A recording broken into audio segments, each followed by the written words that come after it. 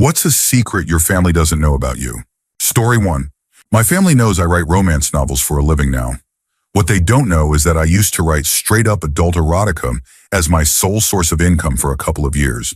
That means they definitely have no idea that every Christmas present I bought for them during that time was paid for by the most outrageous fantasies I could come up with. My mother has a small elephant statue that I bought for her one year. It holds a place of honor on the mantelpiece. She has no clue that it was funded directly by me writing an extremely detailed, explicit scene. That's between me and the elephant, and so it shall remain. Story 2. I faked a job offer so I could move to another city, 3,000 miles away from my family. The reason I did it was that, despite how controlling and oppressive they are, I still wanted to maintain a relationship with them. I actually got an interview, went through the entire process, but wasn't chosen. Instead of telling them the truth, I forged job contracts and an offer letter to show them. Since the documents were in English and my parents couldn't understand them, they just asked me a few questions, making the lie easier to pull off. I packed my suitcase, lived off couch surfing, and worked temp jobs just to afford food and shelter. It was hard, exhausting, and financially unstable at first. But now I have a stable job, peace of mind, and a lot more confidence in expressing my opinions and feelings. I'm also slowly mending my relationship with my parents. Story 3. I was solely and physically abused by my stepmother. As punishment, she would burn me with a curling iron on my neck or the inside of my thighs. I tell people they're birthmarks. She warned me that if I ever told anyone, she would kill my baby sister and make it look like an accident. I refuse to talk about it to anyone, at least not until both my biological parents have passed. My father died without ever knowing the truth, which is probably for the best. It would devastate my mother, who has a history of severe psychiatric and emotional struggles.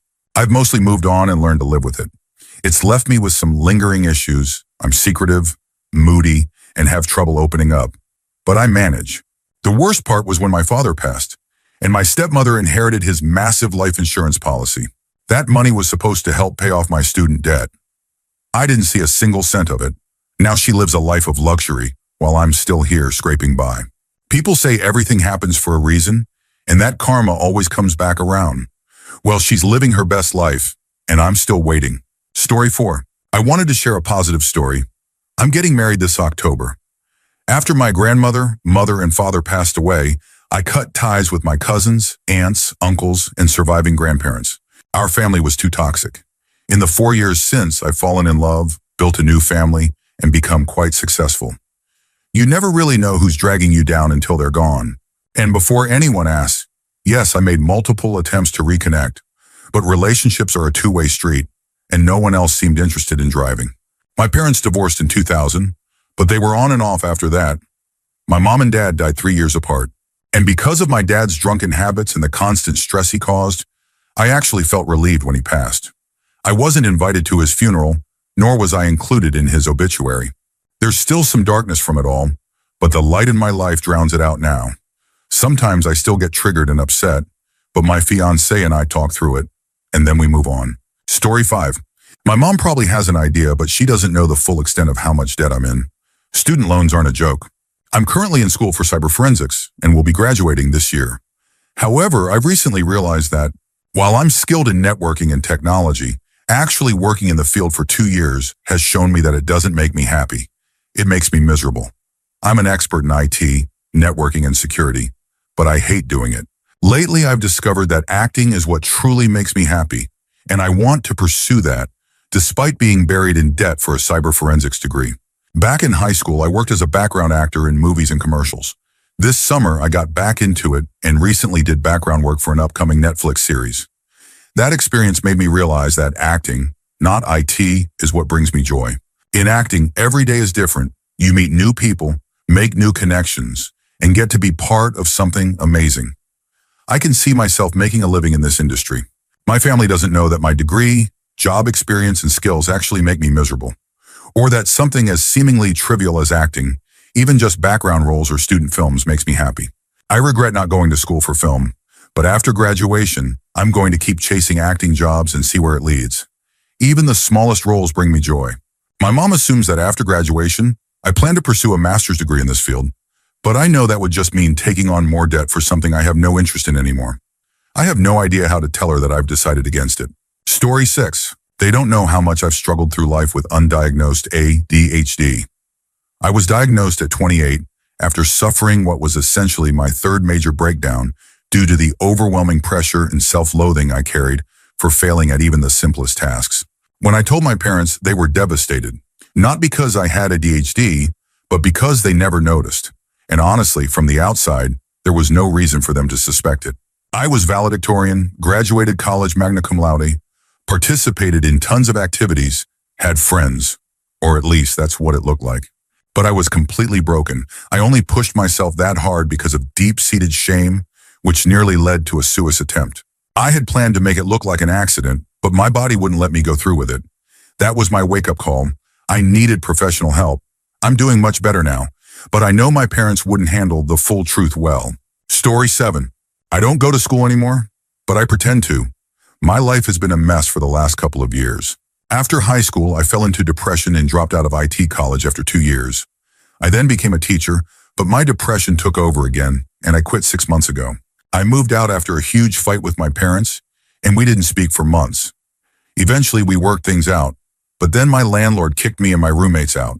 We had been complaining about the house, leaky roof, broken gutters, gas leaks, but instead of fixing anything, he just evicted us. Now I'm back living with my parents, but they think I'm still in school. To keep up the lie, I travel to another city every day, staying there for 8 hours just to maintain the illusion. If they find out the truth, that I dropped out again, I don't think I could handle the shame. I'd probably kill myself. Also, I have no real concept of love. Anytime friends or family tell me they love me, I assume they're lying, because I don't know what love is supposed to feel like. Story 8. The divorce I'm going through is a lot harder on me than I let on. I was the one who wanted the divorce. No one in my family liked my ex, and they're happy I'm getting away. But this process has been dragging on for 2 years now, and it's breaking me down. The first year, things were fine. My family saw that I was happier, but now in the second year, my ex is refusing to cooperate, dragging things out, and manipulating the system. I'm at risk of losing time with my kids, losing half my life savings, and being forced to pay 50% of my paycheck in child support for the next 15 years, even though my ex makes more money than I do. That's the most frustrating part. She doesn't even need financial support. She also badmouths me to our kids, but I try to take the high road and ignore it. The hardest part is knowing that I'll have to deal with her for the next 15 plus years. A big reason my family doesn't know how much I'm struggling is that they haven't been there for me. My mom has health issues and can't travel. My dad was supposed to visit for Father's Day, but he changed his plans. Since my daughter had a recital that day, I ended up spending Father's Day with my ex's family. I live close to my brother, but he makes no effort to spend time with my kids. We were supposed to throw a joint birthday party for our children since their birthdays are just a few weeks apart, but he forgot. He promised to make up for it, but hasn't reached out since. I feel like I'm going through this alone. Story 9. I've been diagnosed with a non-invasive type of cervical cancer and will be undergoing surgery next Wednesday to hopefully remove it. What happens next depends on how the procedure goes. My partner, 3 close girlfriends, and my boss know about it. There are a few reasons why I haven't told my parents or other family members, even though I'm extremely close to a couple of my cousins and 2 aunts. It would be an uncomfortable conversation, and I try to avoid situations like that as much as possible. I don't like discussing serious or personal matters with them. My dad is dealing with his own serious health issues, cancer, and he also needs open heart surgery. I don't see my health issue as being as severe as his, and as the oldest child, I'm the one responsible for keeping the family updated on his condition, talking to doctors, taking him to some appointments, and being the strong and practical one when decisions need to be made. Dad listens to me and only me when he's in his medication-induced stubborn phases. He and my stepmother already have enough on their plate. My brother lives on the other side of the country, planning his wedding while stressing about not being closer to Dad. He's also working hard on his studies. He doesn't need more to worry about. As for my mom, we have a complicated relationship. We don't get along well. Based on past experiences, her reaction would likely be cold. She struggles to express emotions properly and would probably make comments about me being reckless or something along those lines. To her, those are just jokes, but her words have always cut deep. Then she'd launch into her usual speech, pointing out everything I should have done differently, as if that would change anything now. From my perspective, I already have more than enough support from my partner and best friends to get me through this. If the surgery doesn't go as planned, or the results aren't ideal, I'd have to tell my family eventually. But for now, I don't see any good coming from it. Story 10. When I was 24, I took about $300 in cash on a trip to Vegas with my grandma. She's well off and didn't want to go alone. She has a timeshare with a company that allows her to travel to different locations for 3 weeks each year. Her friend backed out due to illness, so she invited me instead. We have a great relationship, but we don't talk about money. It's a long, complicated story. One night I told her I wanted to wander the strip alone. She was fine with it since I tend to come off as intimidating. 6 feet tall, 235 pounds at the time, long hair, kind of a biker, metalhead vibe. I ended up at the Luxor playing Texas Hold'em. I turned $250 into $30,000 over the course of 4 hours at 4 different tables. I invested that money in the stock market. If I cashed out my investments right now, I'd have around $2.4 million. No one in my family has a clue. I live humbly. For some reason, I feel like if they knew, they'd constantly come to me for loans or financial help. I just don't want to deal with that. Story 11. 2 years into our relationship, I lost my first girlfriend in an accident. I saw it happen from a distance. When we got to the hospital, the doctors gave her a 10% chance of survival. They told us she only had a few hours left due to severe spinal injuries. I needed to be with her in her final moments, but I couldn't. I was crying in the hospital lobby until I lost consciousness. She passed away moments or so after I collapsed in a chair outside her room. I woke up with 3 broken ribs and a fractured hand. Apparently, while I was unconscious, her family beat me. They blamed me for everything. I never told my parents what really happened. I said I fainted on the stairs after hearing the news. If I had told them the truth, my father would have had them arrested or worse.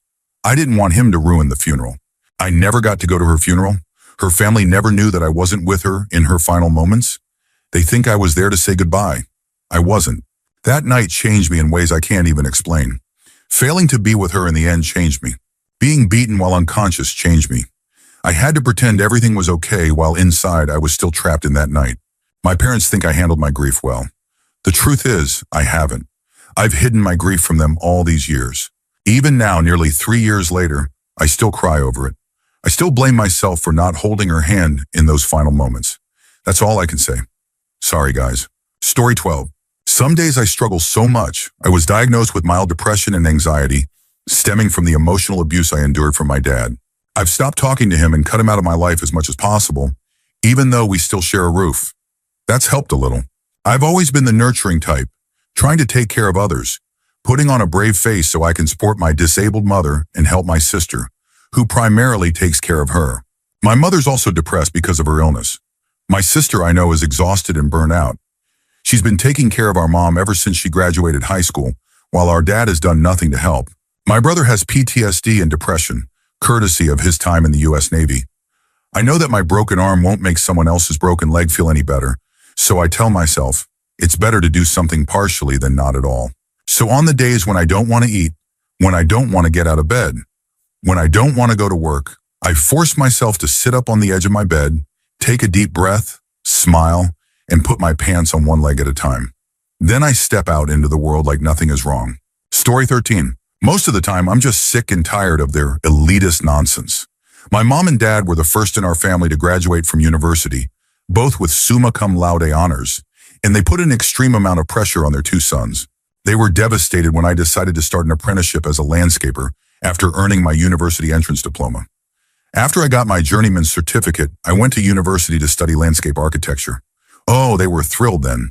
But after earning my bachelor's degree, I realized that university wasn't for me. I wanted to start earning money and actually accomplish things. My mom has been urging me to get my master's degree ever since, almost every time we talk. Instead, I got a job at a landscape construction company, where I worked for 2 years as a foreman. Sometimes I also made project plans for customers using 2D and 3D CAD software, just as I had been taught. Almost every time I mentioned my job, my mother cried. She just couldn't handle the fact that her son was doing what she saw as peasants' work. That honestly shocked me. Eventually, I applied for a job in urban administration and got it. I left my old job on good terms without burning any bridges. Everything was fine. As soon as my mom heard about my new position, she was over the moon. Finally, I had a respectable job. But she always warns me to stay away from the secretaries and other lower ranks so that my colleagues don't get the wrong impression of me. I'm so done with this mindset, but I can't bring myself to tell my parents how much it bothers me.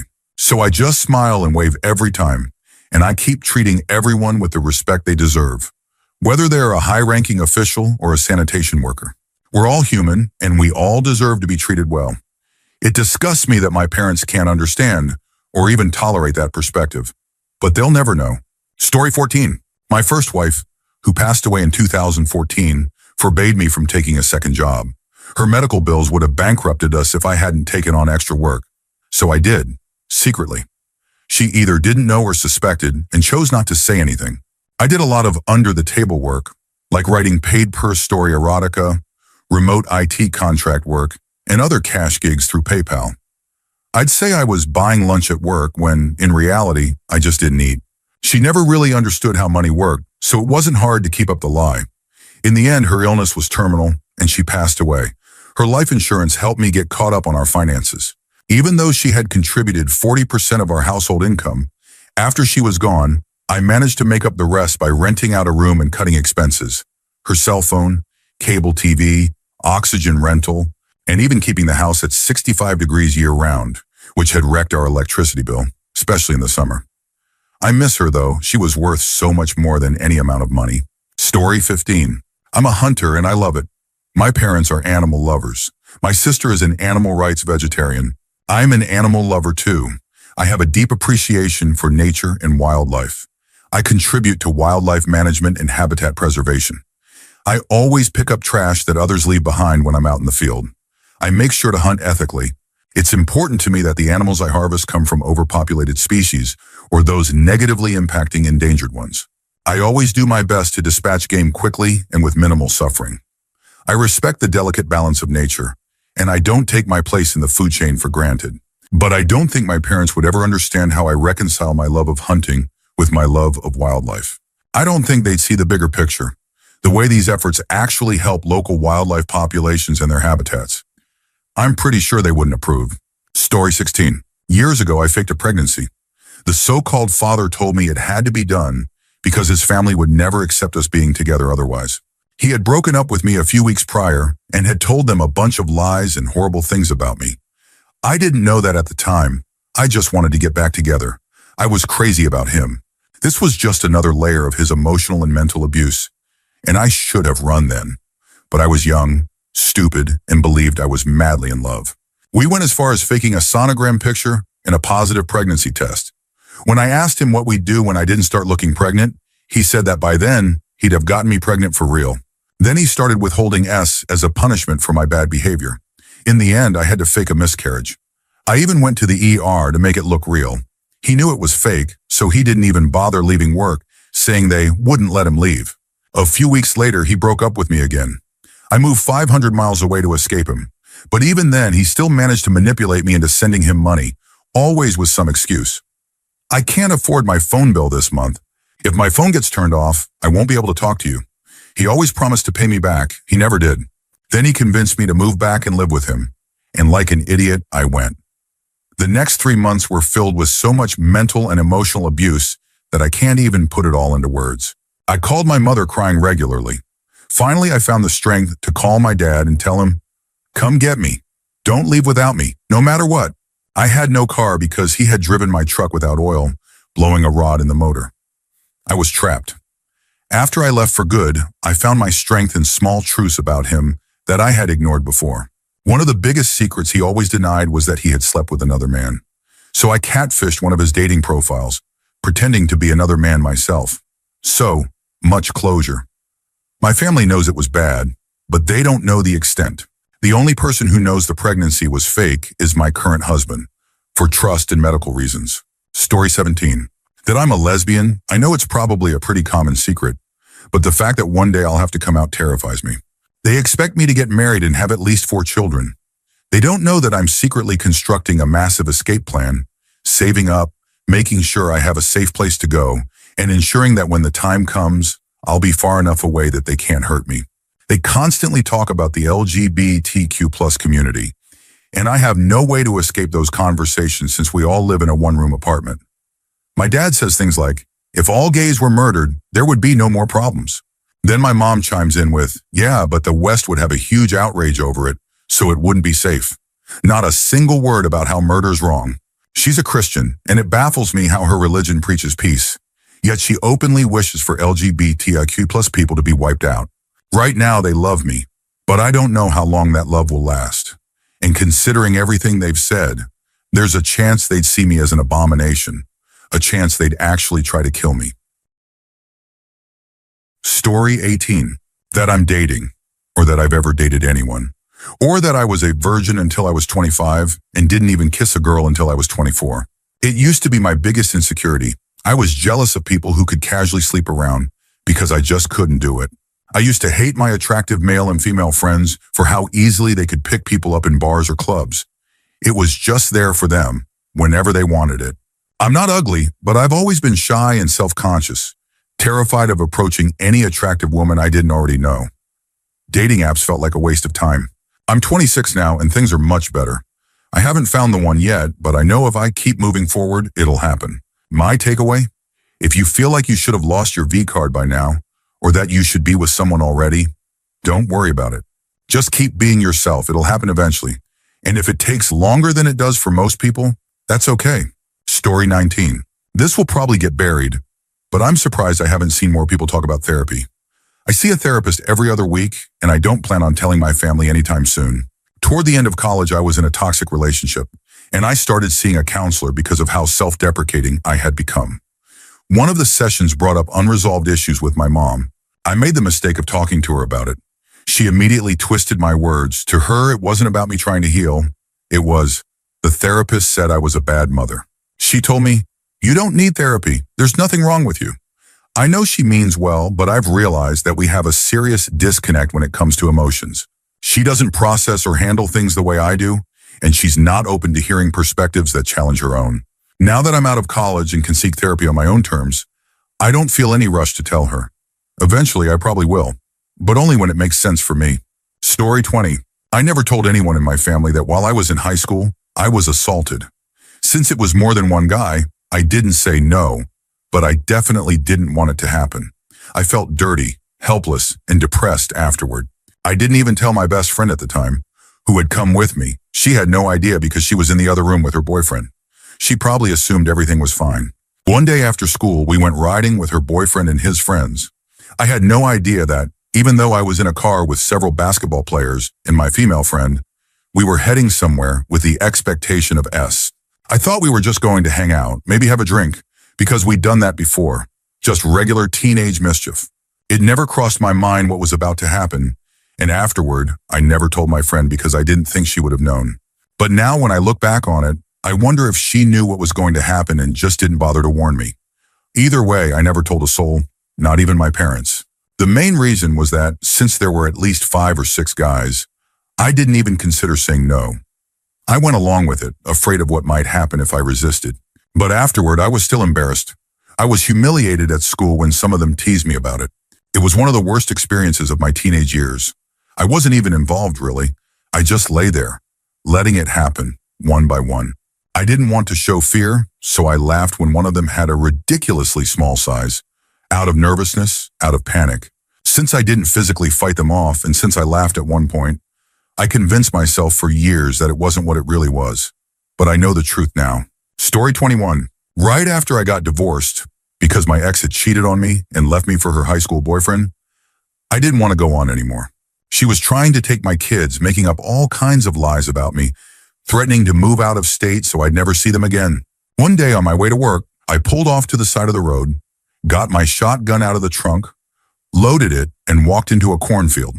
I had the gun under my chin, safety off, ready to go, but I couldn't do it. My kids' faces flashed in my mind and I completely broke down. Right there in the middle of that field, I lost it. I cried, screamed, cursed. I don't even know for how long. Eventually, I got up, unloaded the shotgun, walked back to my car, drove home, and called in sick. I never told anyone, mostly because I was afraid my ex would use it against me. Proof that I was an unfit parent. No one knows. Story 22. I've never told my family about my actual personal life. After therapy and deconstructing my upbringing in fundamentalist Christianity, I realized how different my life was from their expectations. My family is still deeply religious. So much so that they see dating someone outside their race as an exotic thrill and consider any age gap of more than 3 to 4 years as weird or creepy. My siblings are the most liberal ones and only recently decided that maybe gay people aren't doomed. Once in my late 30s, I mentioned finding a younger friend attractive. My siblings called me gross. That was the last time I shared anything about my personal life with them. They still imagine me as a quiet, nerdy guy waiting to settle down with a nice, modest girl. The reality, I'm 40. I experimented to see what I liked. I craft high-quality leather gear for fun. I'm in an open poly relationship with 2 amazing, emotionally mature women in their mid-20s, and I'm likely having my first threesome this year. I'm even helping one of my partners build her confidence to date a mutual friend. We're going on vacation soon, and our packing list includes things I wouldn't even begin to explain to my family. Some friends jokingly call me a master craftsman in a very specific way because of what I can do. People even ask if I have business cards to pass along to friends who just need a good time. It's not that I'm protecting my family by keeping this secret. I just don't feel like dealing with the inevitable meltdown they'd have over the fact that I'm living a life their beliefs don't approve of. Story 23. From the age of 4 until about 7, my father would grab my feet, spread my legs, and stomp down on me. Hard. I was fully dressed, but the pain was unbearable. One time, it hurt so much that I couldn't see straight. At dinner, I was drooling because my whole body ached. Years later, after my father left, the abuse didn't stop. My mother took over, but her cruelty was different. She forced me to exercise naked in front of her while she sat there smoking. She beat me with high-heeled shoes. Once I had a headache so bad that I passed out. My stepfather finally took me to a doctor, and that's when social services got involved. Later, my grandmother told me why my parents were so messed up. My older brother had died on the day I was born. They never got over it. When I confronted them as an adult, my father acted like nothing had ever happened. He swore he had never laid a finger on me. My mother gaslit me, insisting I was making things up, saying my childhood had been wonderful. Then years later, I was talking to my grandmother about my brother, asking what he was like. She looked confused and asked me what I was talking about. There was no brother. For a while I thought I was losing my mind. But I know what happened. I know what they did, and I know how deep their lies go. Story 24. They have no idea that I'm gay. Every holiday gathering, they rant about how those people are destroying this great Christian country, how they should shut up about their so-called oppression. It eats me up to hear them talk like that, but I don't challenge them because I'm afraid it would all come spilling out at once. Sometimes I just want to ask, what if that was your own child? Would you still tell them to their face that they deserve to burn in hell? But trying to get compassion out of them is like squeezing blood from a stone. They also don't know I'm depressed. I probably won't do anything drastic, and I don't want to make them worry. Not that they'd understand. Both of my parents have a very limited understanding of mental illness. My mom would tell me to pray it away, and my dad would insist I just need to work harder or eat better. They don't know the scars on my legs weren't from the cat. They don't know I've been struggling with this for years, and honestly, trying to explain it would be like speaking a foreign language to them. My parents also have no idea that I use drugs. My brothers kind of suspect, but even they don't know the extent of it. I'll take whatever I can get my hands on. My parents think drug users are lazy, worthless people. If they ever found out, I could try to show them that people use for all sorts of reasons, that it doesn't make someone a failure. But realistically, they wouldn't change their minds about drugs. They'd just change their minds about me. Story 25. I feel like an outsider in my own family because I'm so much younger than my siblings. They tell stories about growing up together, laughing about all the fun they had, and I just sit there listening, knowing I was never part of it. Most of them moved out before I was old enough to really remember them. I love them, but I don't know them the way they know each other.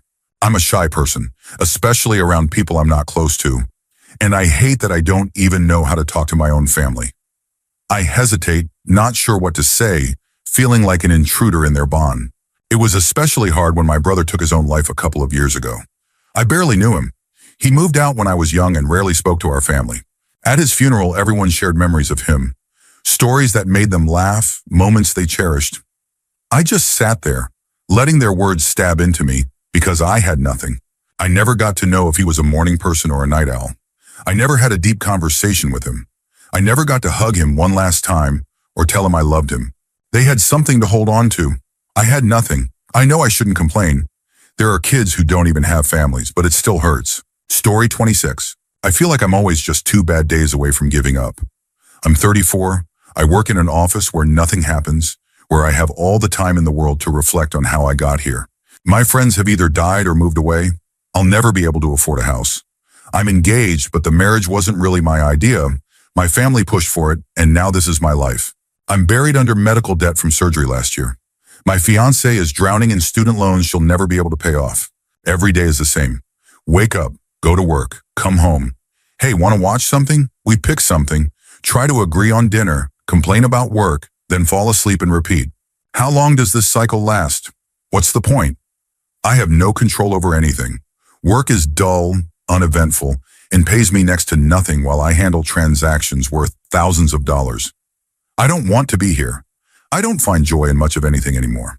Escapism is what keeps me going. I tell myself, I want to see the new Spider-Man movie or Borderlands 3 looks fun. I want to play it. Little things like that hold me together. I can't tell my family how I feel.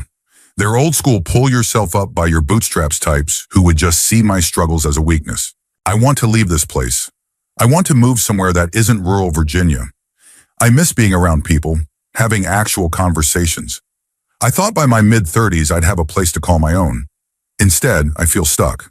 I miss my friends. They were smart, funny, talented, and more successful than I'll ever be. They died. Cancer, car accidents, things that took them too soon. And not a day goes by that I don't think, why am I the one still here? I know this has been a mess of thoughts, and I don't even know why I'm still writing. Maybe because there's no one else to hear it. So if you're still reading this, thanks. It's nice to be heard, even just for a moment. Story 27. I hope my mom marries her boyfriend, starts a new family, and moves on without me. She had me young and raised me as a single mother. She did a lot for me, and I appreciate that. But she's an alcoholic and has never been able to manage money. Because of that, my childhood was rough. Now I'm about to graduate college and looking to move far away for grad school. It would be a huge relief if she had someone else to lean on. When I moved out during high school, because of her drinking, she spiraled into depression. And honestly, I feel like she's holding me back from my own life. The idea that she could have other people to support her as she gets older gives me so much hope. As things stand now, I'm preparing to financially support her in the near future. She's already had to move back in with my grandmother, and with my grandmother's health declining, I know it's only a matter of time before she has nowhere else to go. Story 28. I got catfished. In my defense, this wasn't some obvious scam. Most catfish don't put much effort into making their persona seem real. They rush relationships, avoid face-to-face interaction, and spin elaborate, inconsistent stories. This one, though, they were convincing. They went the extra mile to be believable. They even pretended to be a relatively well-known Czech adult model. I fell for it hard. For 5 years, I was stuck in this lie, believing I was talking to someone real. Then a trusted source finally told me the truth. I'd been scammed. I didn't lose any money, but I lost years of my life.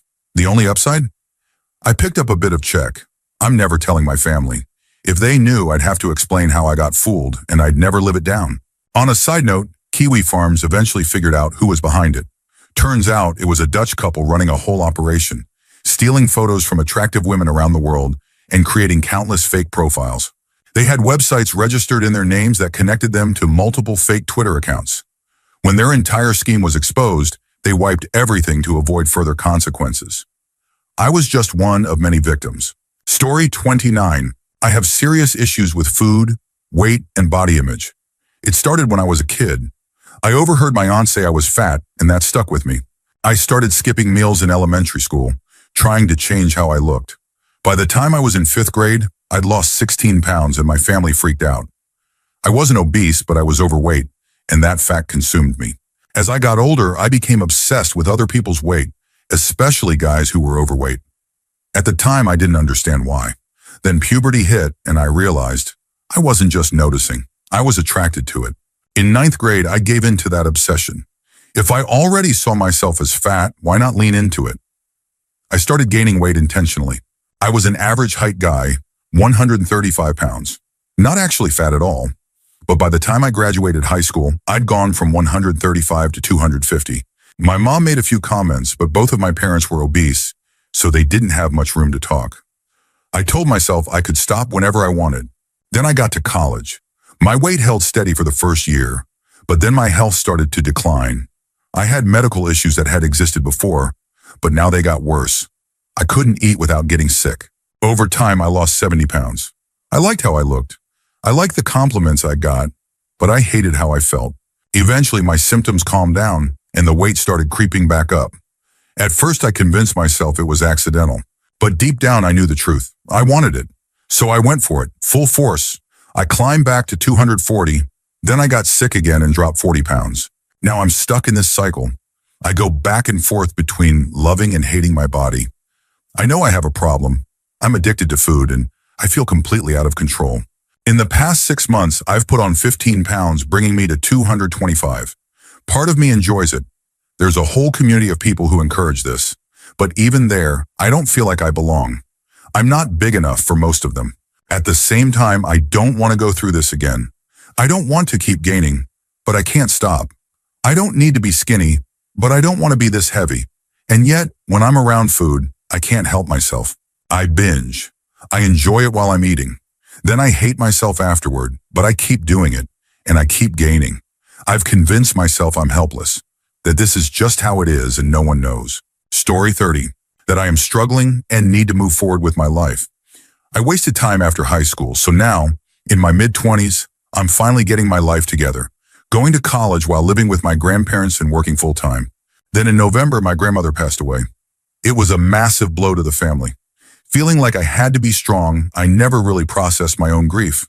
Instead, I tried to be the rock for everyone else.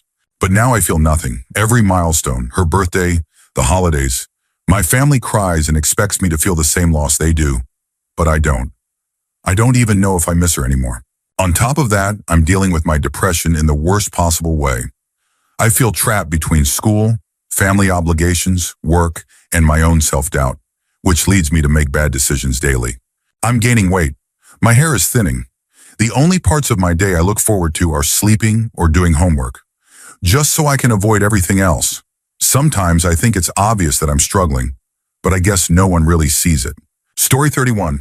I can no longer ignore what a narcissist my mom is, and the fact that my family refuses to acknowledge it, continues to enable her, disgusts me to the point that I barely want anything to do with them. My fiancé had to put down 2 of his dogs less than a year ago due to old age and failing health. It was heartbreaking. Meanwhile, my mom was complaining to us about how a woman she shared a salon with was too emotional about her own dog being diagnosed with cancer and needing to be put down. She mocked her for grieving. She did the same to me growing up. Anytime I was sick or struggling, she called me a hypochondriac, dismissing everything I said. Then when I was finally diagnosed with a central nervous system disorder, she suddenly started claiming she might have it too, despite having none of the symptoms. And that's just how she is. When I called my dad on Father's Day, she hijacked the conversation to cry about how she's being singled out at work and how unfair it all is. Meanwhile, my dad was sitting right next to her, telling her it wasn't true, that she was just taking things too personally. It was like watching someone with a full-blown persecution complex. She's only getting worse with age, and I'm so over it. Story 32. I debated making a throwaway account for this, but decided it doesn't matter. My family doesn't know, at least the ones who would have cared are no longer alive, that my father abused me. I blocked out a lot of it. He stopped when he must have realized I was old enough to remember. At least that's my theory.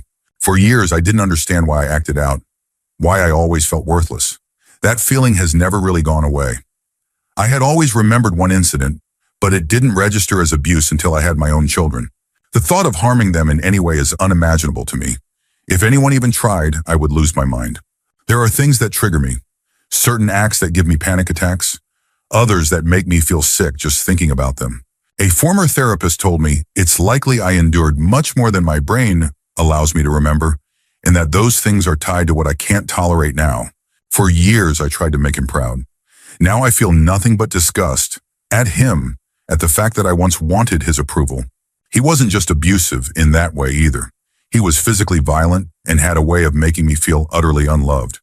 My mother wasn't any better. Her abuse was both physical and emotional.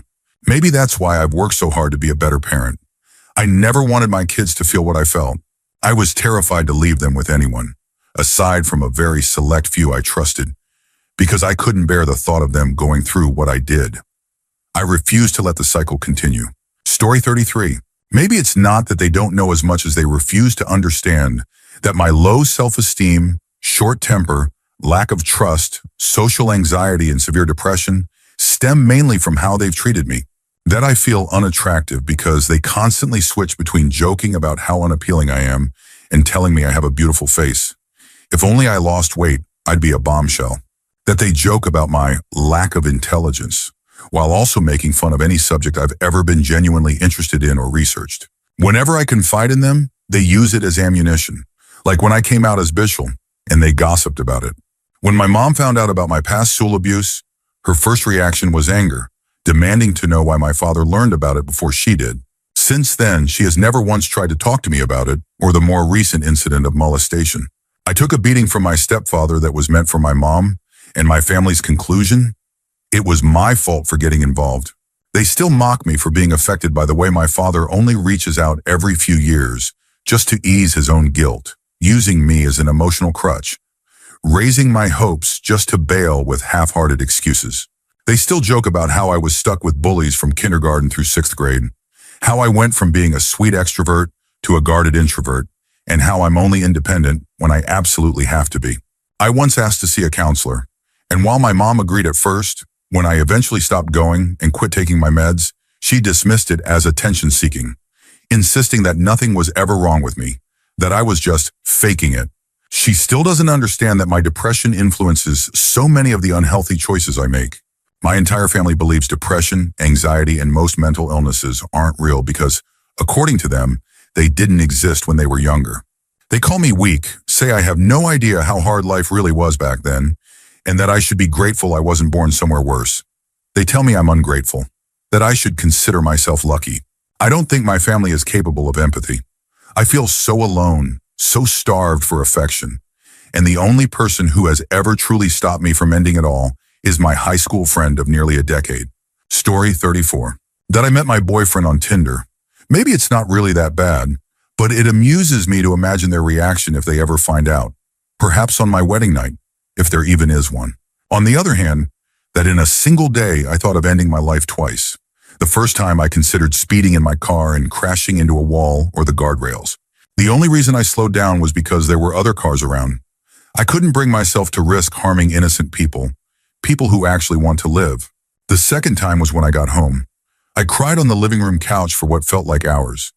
Then when I finally stopped, I just sat there staring at the ceiling, and then at the ceiling lamp. I thought about hanging myself, but figured it would probably break under my weight. Then I considered jumping from the roof.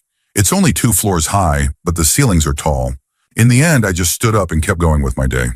Not because I wanted to, but because I knew I would hate the idea of my mom coming back from her fun trip with her friends, only to find her daughter gone.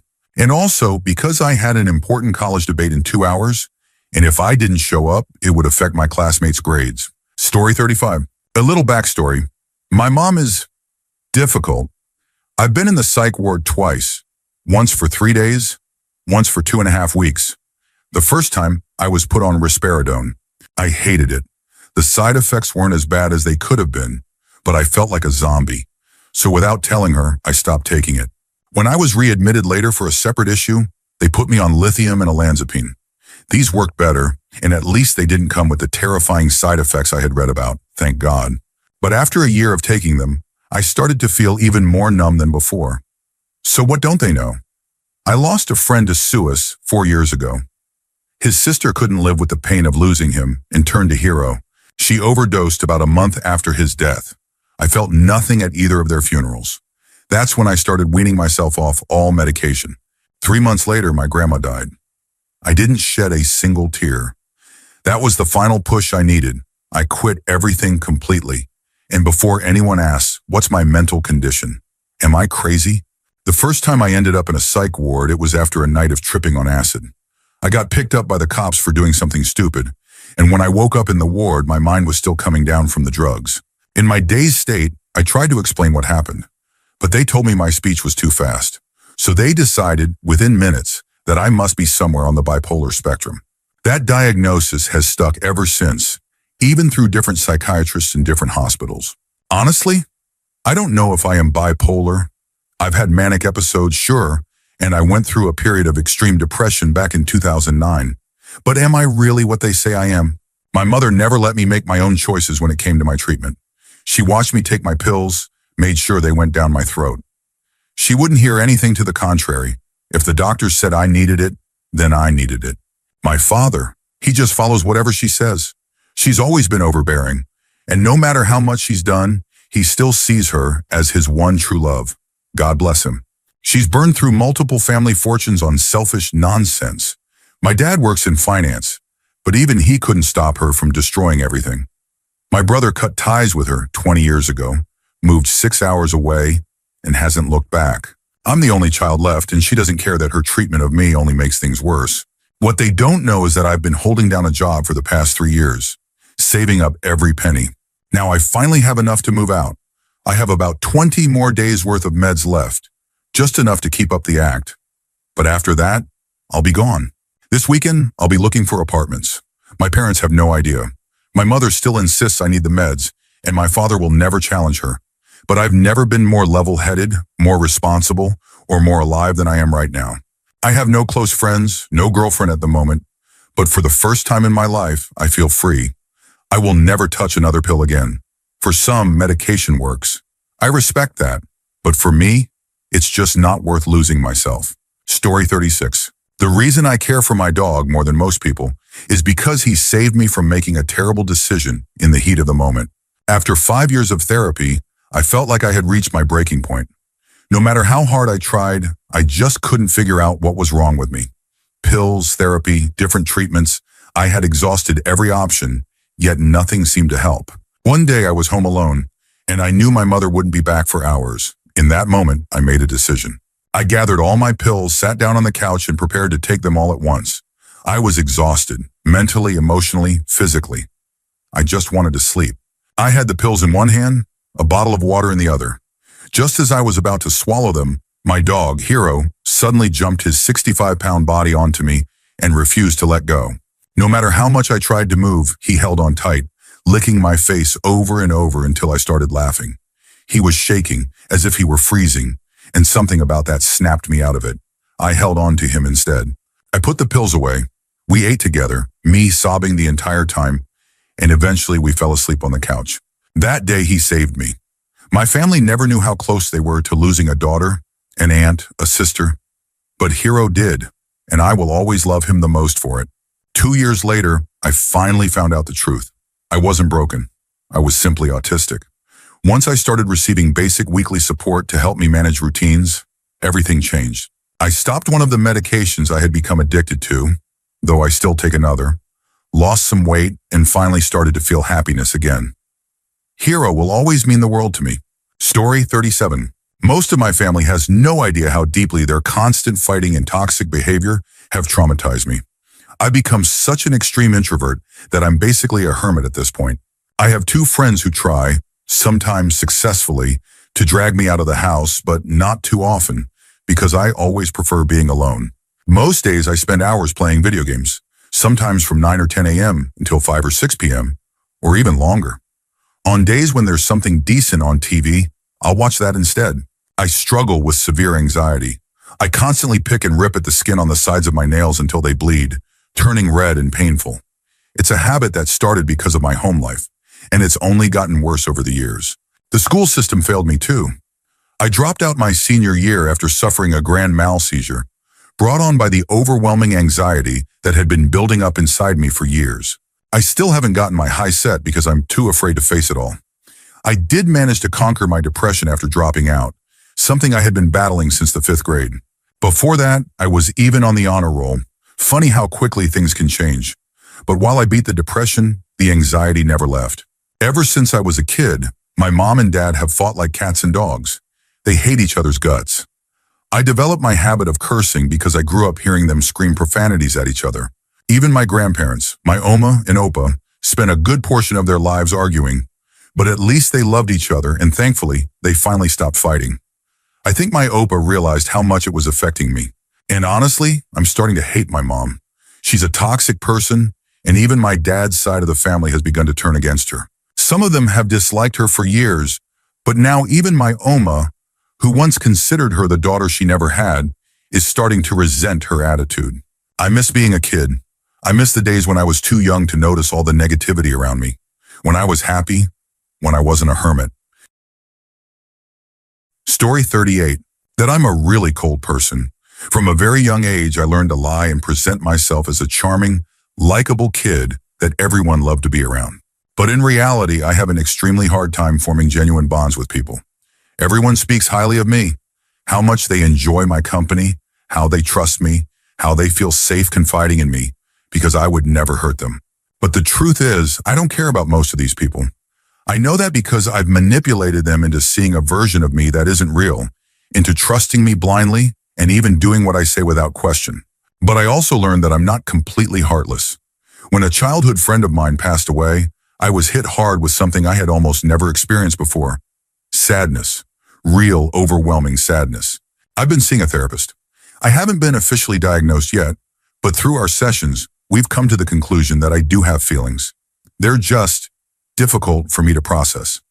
My family has no idea about any of this. Story 39. That my wife and I are actually pretty well off.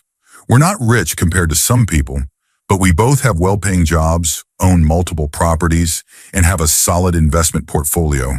Though don't ask me about that one. My wife is the financial genius in our relationship. I grew up in a poor household raised by a mother who was absolutely terrible with money. She even took out a loan in my name when I turned 18. For what? I have no idea, and then completely neglected to make any repayments. I only found out when I applied for a credit card and got denied due to a default. If she knew I had money now, she would suddenly pretend to care about my life. She'd act like the mother of the year just to get something out of me. We also keep it from our son. We live an ordinary life, drive regular cars, Mazdas, and take a normal vacation once a year. We want him to grow up with a middle-class mindset, to understand that you earn your way in life, just like we did. He's a great kid. He always does his chores, and right now he's been saving up for a Nintendo Switch for his birthday. I can't wait to surprise him. I already bought it. He'll be able to use the money he saved up for a couple of games instead. Story 40. The reason I hate spending time with one of my cousins is because she verbally attacked me when I tried to open up about my depression and suicidal thoughts. She used to babysit us when we were younger. She was old enough to be our aunt, but she was never a good babysitter.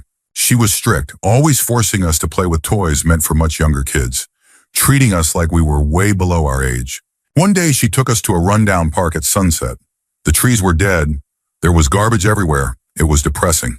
About halfway through the walk, I worked up the courage to tell her something that had been weighing on me. I told her I thought I might be depressed, that I had been having terrible thoughts, not necessarily about ending my life, but about how I was the cause of everyone's misery. I had been bullied constantly and it was eating me alive. Before I could even finish, she cut me off. She was offended. She started yelling, berating me, telling me I had no idea what I was talking about. She went on and on about how she had been depressed before, how I could never understand how a privileged, happy child like me had no right to claim I was suffering. She ranted for at least 5 minutes. I can't even remember everything she said. I don't want to. Then, without another word, she grabbed us and dragged us back home. I cried the entire way. When my parents got home, she lied to them. She told them that I had been the one saying she was never depressed, that I had invalidated her feelings. They believed her. It took me a long time to convince them to listen to my side of the story. My parents are good people, but they trusted her, and she took full advantage of that. That was the moment they found out I had been getting bullied. They did something about it, but they still don't know that I was, and probably still am, dealing with depression. And as for her, if she ever reads this, she'll know exactly who she is, and she should know that I will never trust her with anything ever again. The moment I turn 18, I will make sure everyone knows the kind of person she really is. I have already exposed one awful person in my life. I am not afraid to do it again. Story 41. My dad has no idea that I blew through my inheritance in just a few months because at the time I was hooked on Hero. I'm clean now, but my life is a mess. And out of shame and fear, I avoid talking to my father because the moment I do, he'll ask about the money, and I don't want to lie. My mom doesn't understand that I've been depressed for a long time. She just thinks I'm lazy. To her, I'm nothing more than an unmotivated, useless person who refuses to get their life together. The truth is, I hate my life. If there's anything keeping me from giving up completely, it's the hope that maybe I can turn things around someday. And the biggest reason, the one thing anchoring me to this world, is my love for my son. Every ounce of willpower, Every last bit of energy I have goes into him. I'm a stay-at-home dad. He's still young, so for now it's manageable, though incredibly stressful at times, but I do it. I show up for him every single day. And I know that's why my mom doesn't see my depression, because in her mind, a good parent wouldn't be depressed. She doesn't realize how exhausting it is to wake up every day feeling like this. But for my son, I do it anyway. Story 42. The reason I don't bother dating is because I still haven't emotionally recovered from a heartbreak that happened over 3 years ago. We weren't even a couple, just close friends. But everyone, even our parents, assumed we were together. And of course, I fell for her. So when she got back with her abusive ex, I reacted like a jealous kid. We got into a fight over the phone, and that was it. 3 days later, a mutual friend told me she was spreading a rumor that I had assaulted her. I was a virgin. I hadn't even had my first kiss. I was uncomfortable with physical contact. I didn't even like hugging people. And at the time, I was just 2 months away from graduating high school. That accusation nearly destroyed me. I almost failed out of school, and more than once, I seriously considered ending it all. I'm doing better now, but I feel pathetic for still thinking about a girl who hurt me in high school. It's been years, and I still wish I could just ask why. She had 1,000 ways she could have hurt me, so why that? The worst part was knowing my mom might hear it. She and I are very close, and she was a survivor of child abuse. Just the thought of her believing that about me, of anyone believing it, ripped me apart. I was lucky. I had good people around me. My 2 best friends, both women, sat me down immediately after they heard the rumor. They told me they knew I wasn't capable of that. But even then, I couldn't shake the fear that maybe, just maybe, a small part of them still wondered if they were safe around me. My parents only know that I liked a girl, and we had a fight that ended our friendship. That's it. I've never even told my therapist. It feels embarrassing to admit that I'm still struggling over something that happened before I even knew how hard adult life could be.